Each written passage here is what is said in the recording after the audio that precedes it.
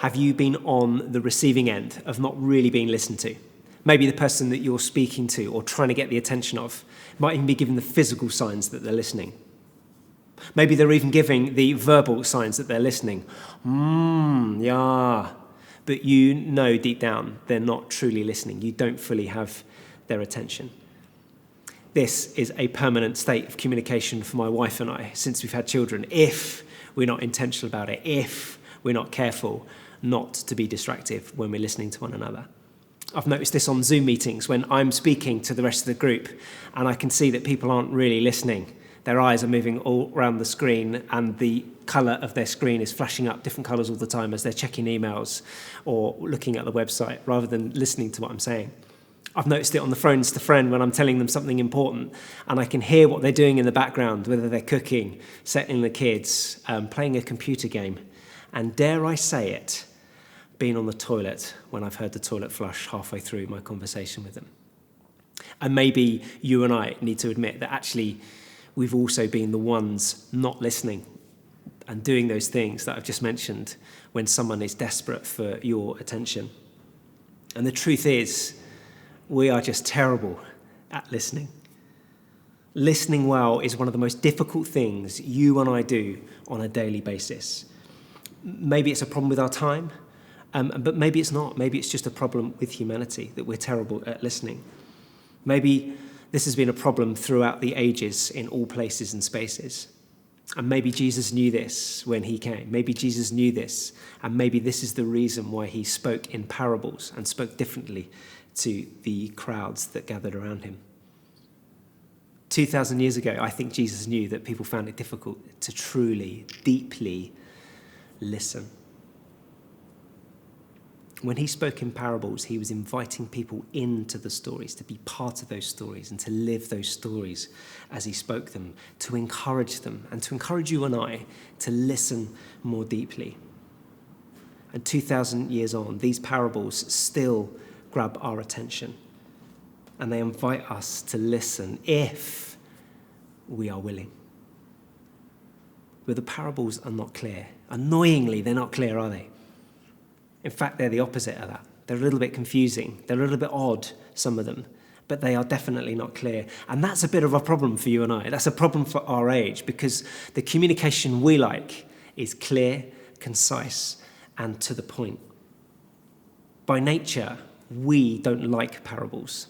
The idea of having to sit and listen to a story, to engage our imagination, our feelings, our concentration, our emotions is really difficult for us. It's too time-consuming.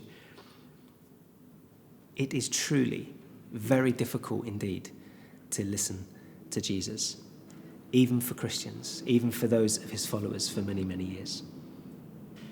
And when Jesus spoke in parables, he spoke to large crowds. We're going to be reading from Matthew 13 today. The words will be coming up on the screen for you, so you don't need a Bible. And Matthew 13 starts like this from verse 1. It says, "That same day Jesus went out of the house and sat by the lake. Such large crowds gathered around him that he got into a boat and sat in it. And while all the people stood on the shore, he told them many parables." So you can imagine this picture of Jesus on a boat and like an amphitheatre on the coastline.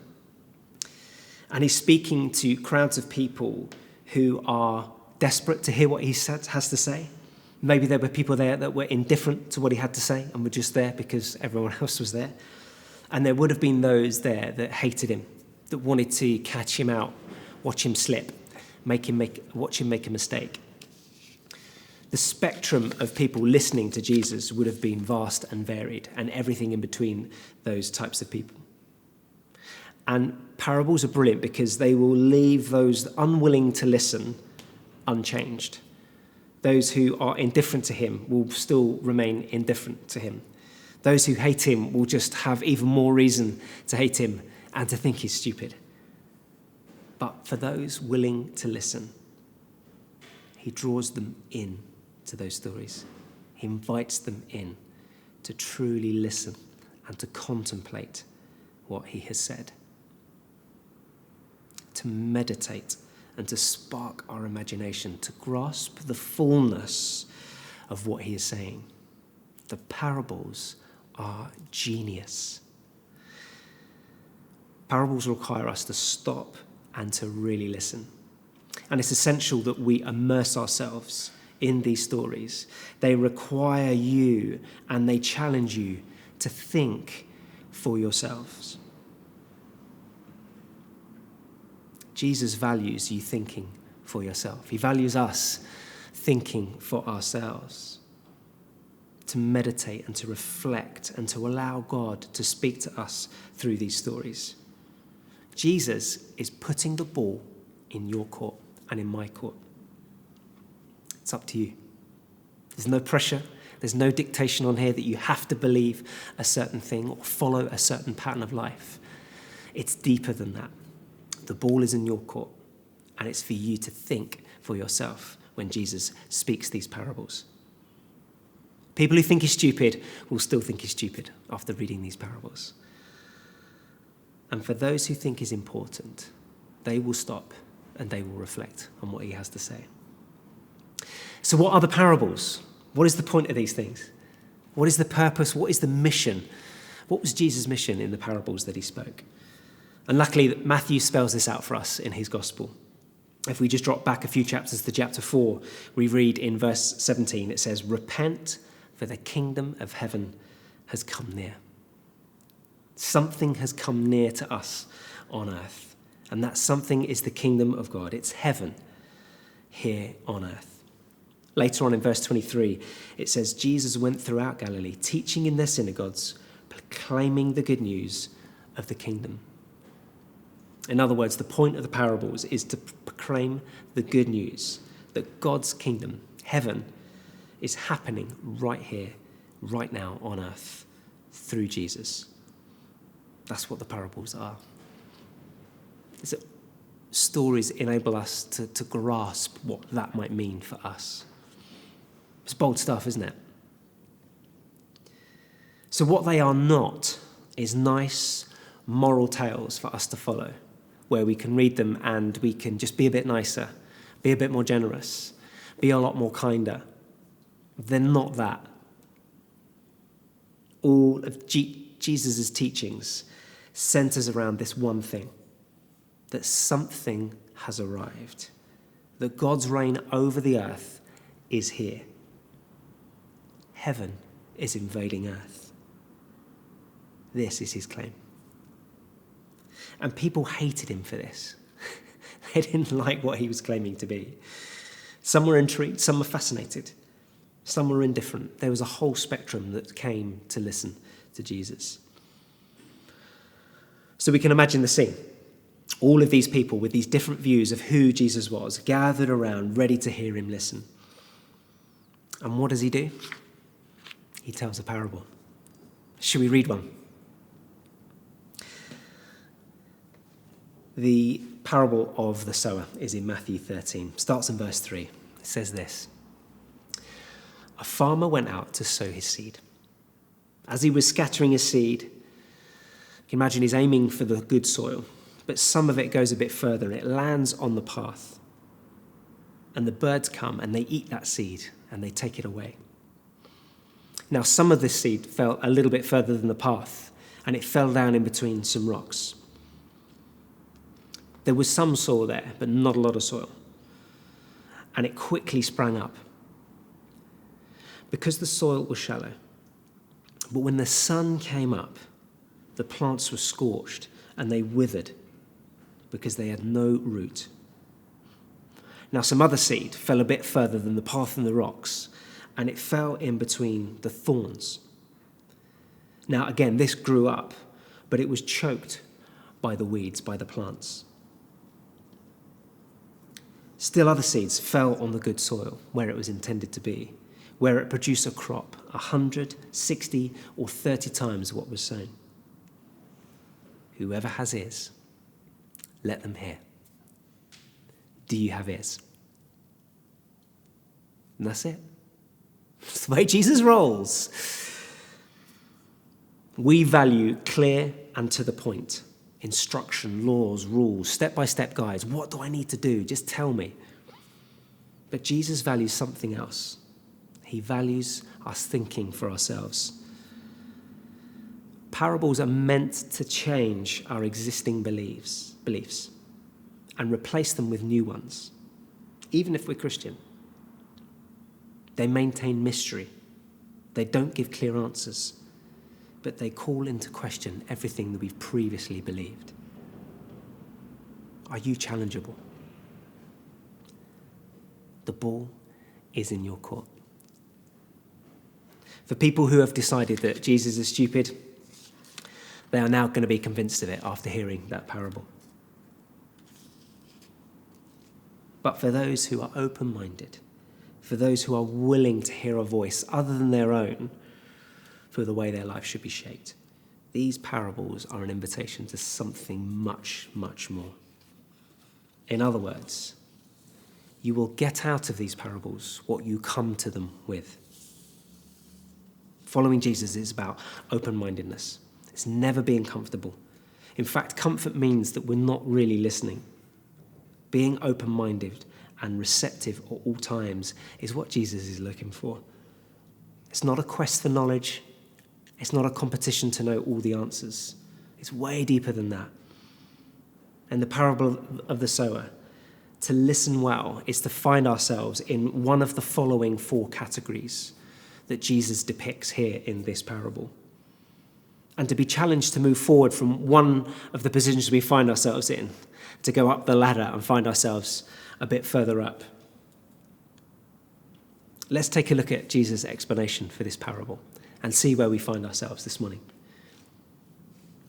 Verse 18, Jesus says this, "Listen then to what the parable of the sower means. When anyone hears the message about the kingdom and does not understand it, the evil one comes and snatches away what is sown in their heart. This is the seed that is sown along the path." Here, Jesus is depicting somebody who has a lack of understanding or even a lack of perception. And understanding doesn't mean that we know it in our heads. The Hebrew Bible doesn't really describe understanding like that. It's more of what you feel in your heart, and therefore I live in a certain way because of what I feel in my heart. It's not intellectual understanding. It's an understanding as a response. I've heard something, it's changed the way I feel, so therefore I'm going to live differently. It's not a head thing, it's a heart thing. And to understand is to know in our hearts and to live by what we feel in our hearts. So here in this category, we are talking about someone who doesn't receive and doesn't respond. They're not receptive to Jesus. The person is just fine. They don't need heaven invading earth. And Jesus is saying that this is a precarious position to have, a precarious position to be in, because all sorts of other influences come in instead of the kingdom that Jesus is painting for our lives. Instead of the kingdom of God breaking in here on earth and transforming our lives, it makes us receptive to other things if we're not receptive to this story.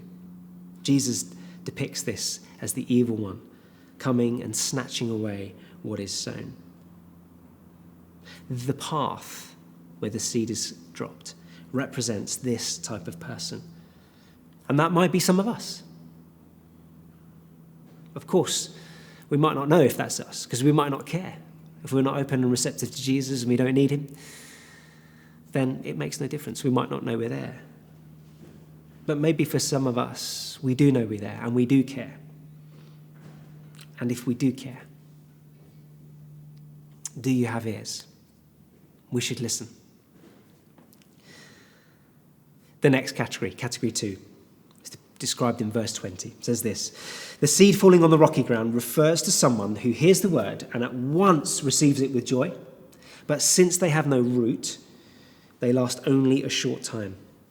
When trouble and persecution comes, because of the world, they quickly fall away." So Jesus here is depicting those that identify with him, but at the same time, perhaps are maybe a little embarrassed about this identification or association with him. We might say that we are Christians. Hey, look, we might come to church on Sundays. But when push comes to shove, we reject him. When we look at our life choices, we drop Jesus in an instant for something that is more comfortable, more suitable, more fitting with who we are. We drop him when it becomes difficult, when we are challenged or we face trouble. Or we are challenged that we might be religious. Do you mean you're really a Christian? You actually go to church? Is that you? And we simply fade away. Jesus is saying that there is no root in these types of people. There is no commitment. This is a commitment thing. And so they don't last. And maybe that is some of us.